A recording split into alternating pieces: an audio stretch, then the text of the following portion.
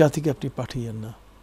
পৃথিবীতে যদি এমন কোনো জাতির পক্ষ থেকে আপনার কোনো সানা সিফাত, আপনার কোনো পবিত্রতা বর্ণনার কিছু হয়, তাহলে আমরাই তো আছি।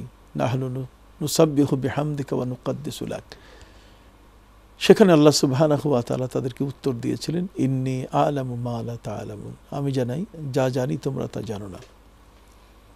সত্যিকার তাই হয়েছে। মানব জাতি আমরা, আমাদের বিরুদ্ধে পৃথিবীতে আসার ক্ষেত্রে ফেরেশতাদের অভিযোগ আছে।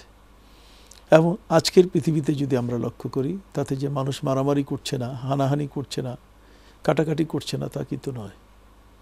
এগুলো হচ্ছে, কিন্তু তারপরও আল্লাহ সুবহানাহু ওয়া তাআলা আমাদেরকে কেন্দ্র করে তিনি ফেরেশতাদের সাথে চ্যালেঞ্জ করলেন, ইন্নী আ'লামু মা লা তা'লামুন, আমি যা জানি তোমরা তা জানো না।